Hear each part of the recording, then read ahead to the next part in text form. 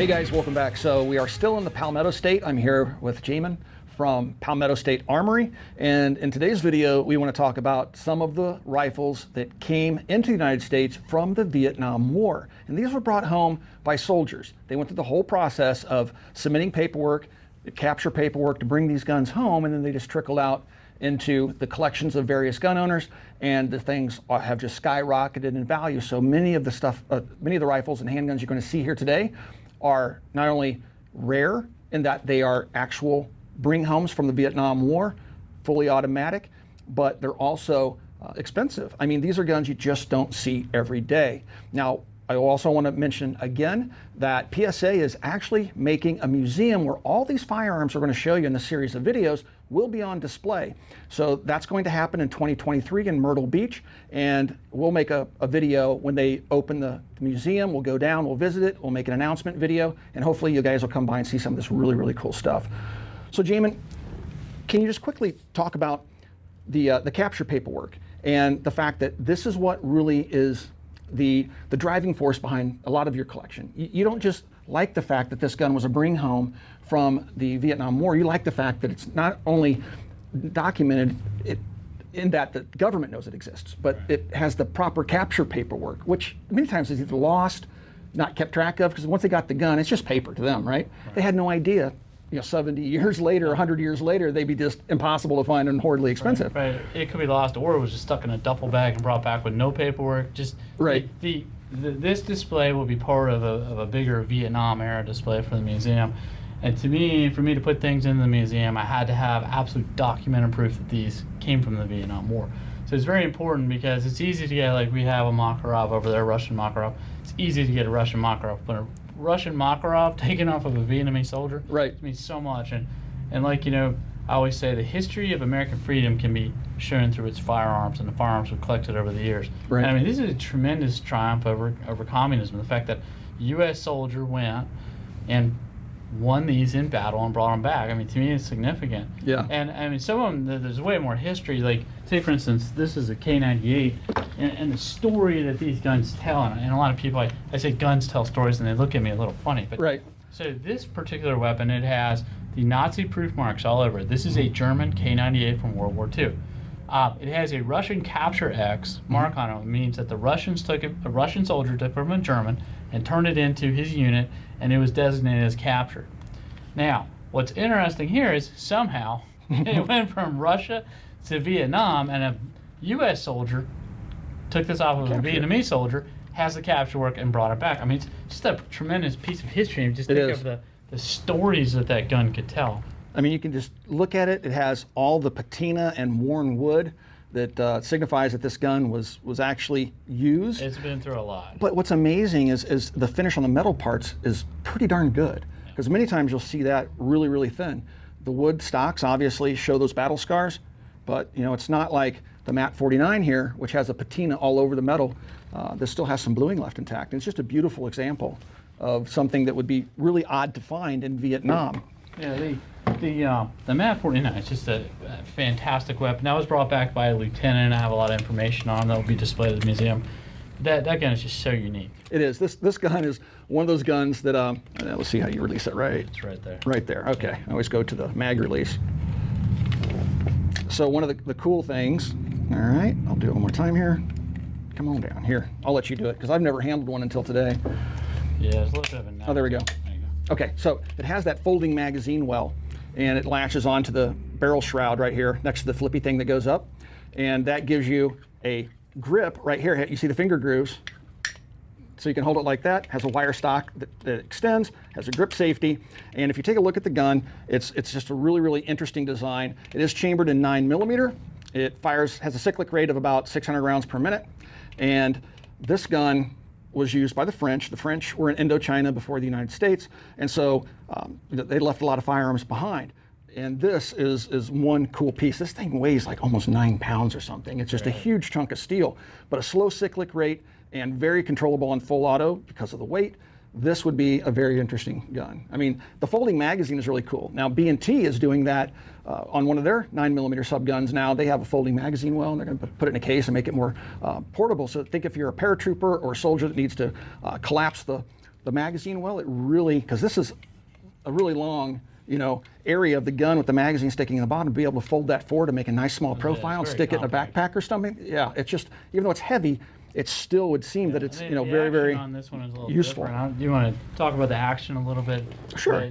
So you have, on this thing, it is actually a simple blowback mechanism. I'm trying to find some place to rest it because it's so heavy. And you can see the bolt come back. Oh, actually, you gotta have the grip safety. How do you extend this little stock? Here we go. I can hold the grip. There you go. And then,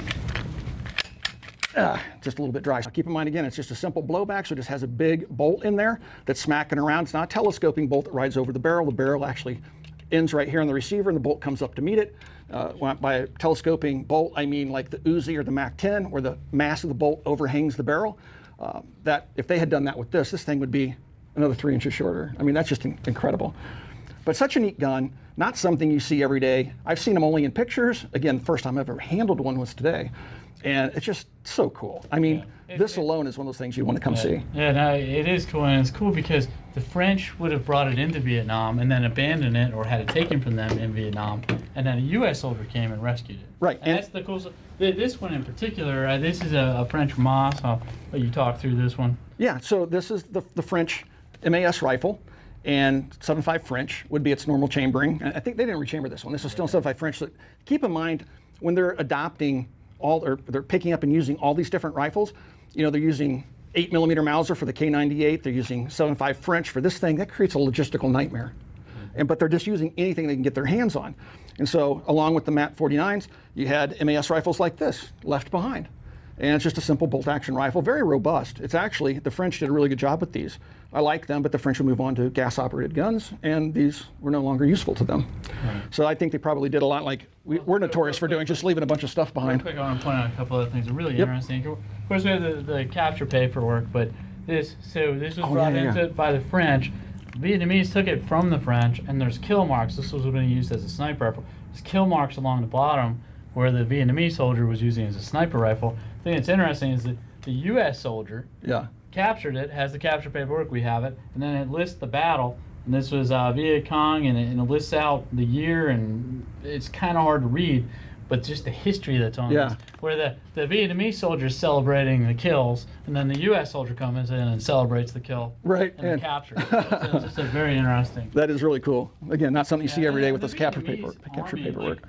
So in World War II, and we did the other video, had a lot of the World War II stuff. A lot of really high-tech machining and stamping. I mean, everything from Vietnam is relatively crude.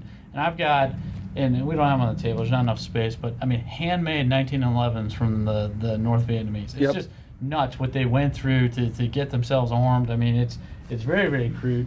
And here's a couple good examples. I don't know if you want to talk about this, about some of the guns that the North Vietnamese used. So this looks like your standard AK47 with a milled receiver. The only difference with this one is it was manufactured in North Korea, and it found its way into Vietnam, and then a U.S. soldier liberated it from a guy that didn't need it anymore, and now it's in the United States, and Jamin owns it. This is, has its capture paperwork, and getting stuff out of that hermit kingdom is nearly impossible. You really can't get anything out of North Korea. No. I mean, even if they would export it, I don't think any country in the world would let you have the stuff. And the thing that's really unique about this, and this is the Chinese version, very similar version. In 1968, they changed the rules. Now, in 1986, they wouldn't let you register full auto, but in 1968 is when they officially stopped the U.S. soldiers from being able to bring full autos back. And had an amnesty. Right. So this had to have been brought into the country before 1968 and registered. So that the window, if you look at how long the Vietnam War was, and the time portion that they could have brought back. A couple of years. Yeah, it's not much time. And these are extremely unique in that they made it into the country and were registered before the 1968 amnesty ended. Right. A lot of people are pushing for an amnesty again. That would be fantastic. Wouldn't that be awesome? They'll never do it because they don't want to throw us a bone. Never do. So while we're on the topic of North Korean firearms, this one I found to be really, really interesting as well. Looks like your average run-of-the-mill SKS, North Korean, guys. This is a beauty. It's in really, really good shape. And you just don't see these things. Again, captured in Vietnam, capture paperwork. Now this one I don't have the capture paper. Oh, you don't have the capture paper. This is one of the few. This is one of the few that doesn't. But it could have only come into the country, as far as we can tell, by a soldier bringing it back. If you told me that you'd passed on this because it didn't have the paperwork, I don't think we could talk to each other anymore. I know, that is a beautiful piece. It is. And this is, again, stuff that you just don't see every day. This is stuff that American gun collectors would give fingers for, you know? Take the pinky, I'll take the gun. Come to the Freedom Museum in Myrtle Beach and come see it. Yeah, absolutely. And if nothing else, just to check out some of the capture paperwork, because it's really fun. We've covered it in some of the other videos that, like, a lot of soldiers that would want to bring back, you know, a MAT-49, because if I ran into this on the battlefield and I could bring it back, it's coming back. Absolutely. An AK, who wouldn't want an AK? But the uniqueness of the thought process of some soldiers, and this is just crazy, but a Vietnamese and declared it. Canteen and declared it with customs. It's just crazy. Sorry, guys. We'll silence that for you. And one of the other ones, so we have a canteen with the capture paper, which is just crazy. But one that I understand a little bit more is a North Vietnamese flag with capture paperwork. And you can only imagine that, you know, the battle that raged to finally, you know, get this and capture it, and then, you know, the pride of the soldier takes it down and wants to do the paperwork. But I think you can find North Vietnamese flags, you know, pretty common, but to find them with the actual capture paperwork is just totally unique piece of history. So one of the things that I know that PSA is working on, or is, you know, already doing, is reintroducing the H&R brand. That's right. Right, to American gun owners. Some of you may not know that H&R actually manufactured M16s. This is M16A1, manufactured by H&R, and it was used during the Vietnam War. Everybody usually associates Colt with the manufacturing. Now you'll hear some people say, well, I swear up and down, my rifle said Mattel on the side of it. Yeah. No, it didn't. It didn't happen. But H&R is one of those names that just wasn't really well known by some collectors that they actually made these rifles. I don't know what the volume of rifles were made. It wasn't many, and the story I was told was they were actually made by Colt for H&R. Oh, really? And so basically it's just a rebrand, but they didn't make many. And of course H&R went bankrupt. It's been bankrupt several times. And this was done right before one of their bankruptcies. So just a few of them made it into circulation. Very few made it into the transferable registry, which obviously this doesn't have capture paperwork from Vietnam because it didn't go to Vietnam. Right. But it's from that era. And this is one of the handful of H&R M16s that made it not just into the military, because there's military units that have an H&R M16s, but not many of them made them into the civilian pre-86 registry for full auto. This is one of the rare examples of an actual military issue full auto H&R M16. That's just unbelievable, and it looks unissued. So, I mean, the thing is perfect condition. So let's see, what else do we have out here? We have the Chinese milled receivered AK. Let's delve into, here's the Makarov that you were talking about. So this would be a Soviet era Makarov that the soldier would bring home. And it looks just like the Bulgarian Makarovs you can buy for $400 or $500 these days.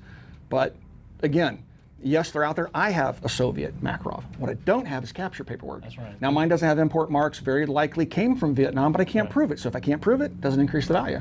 Absolutely. And so things like this, not only rare, just so cool. Now, something else that we saw in some of the paperwork that you had on some of the guns, not only do you have the capture paperwork, but the soldier sat down and wrote the story. Right. Using old style typeface or typing practices like indenting the first sentence, double spacing the sentences. It's just cool to read that history, his recount. It really is crazy because some people, I mean, their families wrote up, because a lot of these, you don't just find this anywhere. You find them, you know, families are selling them, they understand they're valuable, and they're an heirloom. And so before they sell them to you, they want the history of the soldier to be known. So like this AK I actually have the soldier's gear from the war. He was a pilot, and it will be displayed. When it's displayed, he'll have his gear, his boots, his uniform, his pilot's helmet. I mean, you gotta get a mannequin and put all that on there. No, I will. It's just fantastic. And a lot of these soldiers, like this was a lieutenant who brought this back. I have all of his information. I'm trying to. It's not just about the guns. It's about the soldiers and the experience that they had, how they fought for freedom, and you know what they did over there. And some of them, one of them, it's not on the table right now, but actually found a romantic letter to his wife inside of the box when I got it. So I have the capture paper. This wasn't a gun. It was some medical equipment. And then when you open the box up, there is a letter to his wife in there. It's just fascinating. I want to talk about this. Okay. So I like Tokarevs. I collect them. I have World War II guns, post-World War II guns like this one. This is how it was captured. The holster looks like it's well worn and missing bits and pieces, but this is how it came home. And you'll see the patina, the wearing of the finish. It'll have the date back here somewhere. I don't have my readers on because I can't really see it. But this is a post-war Tokarev that an American soldier liberated and brought home. Yeah, but it's great to see him with the patina on him. Periodically, I'll have an example come up, and it's refinished, and it looks like it's brand new. It has the capture paperwork, but it just takes the value away. And then once in a while, you see one that's chrome lined, and it's just, I love to see him in the original condition, how they came back. Yeah, It tells a story, kind of like this SKS. I mean, this thing. most collectors want to see them in this condition. Yeah. Right. If you go refinishing stocks and steel metal parts, it devalues, and then most collectors will turn their nose up to it and try to find something else. But we got another one here. Now, you guys have seen me talk about this handgun. This is 1935A. It's a French handgun. Of course, it would make sense to be found in Vietnam. They occupied Indochina before we got involved in the war. But this gun, we broke mine out for the 30 Super Carry video. And we were talking about the 7.65 cartridge. And the brand new 30 Super Carry obviously was influenced by this cartridge. It's smaller diameter than 9mm, so you can get more rounds in the magazine, and it still has, with modern loadings in the 30 Super Carry anyway, the ballistic's very similar to a 9mm. Now, this is slightly different, but you know, I fired ammunition for this out of my 30 Super Carry and actually cycled and locked open and everything. But this is a neat gun. This gun, as I've said before, was the inspiration for the SIG P210. SIG actually licensed this gun and then scrapped the whole thing and kind of redesigned it. You can still see there's a heritage there, but it became its own gun, but it still kept the same lines, bigger, because this is a very small gun. I mean, not look like it, but it's a very small gun compared to the P210. But it's just a really, really cool piece of history, and some folks don't even know it exists. So very, very cool handgun. And by the way, I guess it's also worth mentioning that that cartridge and the Pedersen they have a history there. Yeah. So anyway, that's everything we have on the table here today, guys. This is just really, really cool to be able to see all these captured firearms brought home.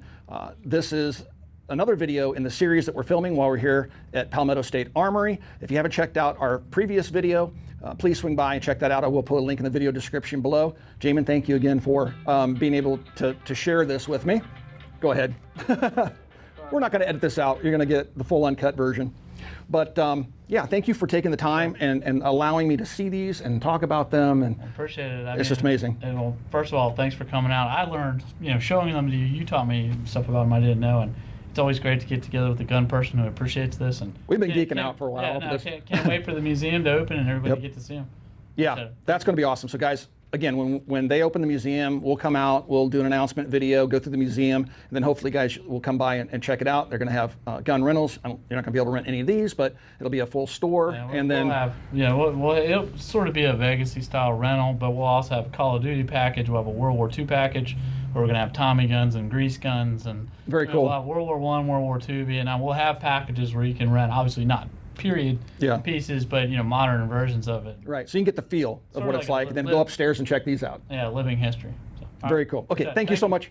Guys, if you would like to support us here at the Military Arms Channel, the best way to do that is to become part of our Patreon family. There is a link in the video description below. Also, right here on YouTube, there is a little join button underneath the video player you're watching right now. Mash that join button and consider supporting us right here on YouTube.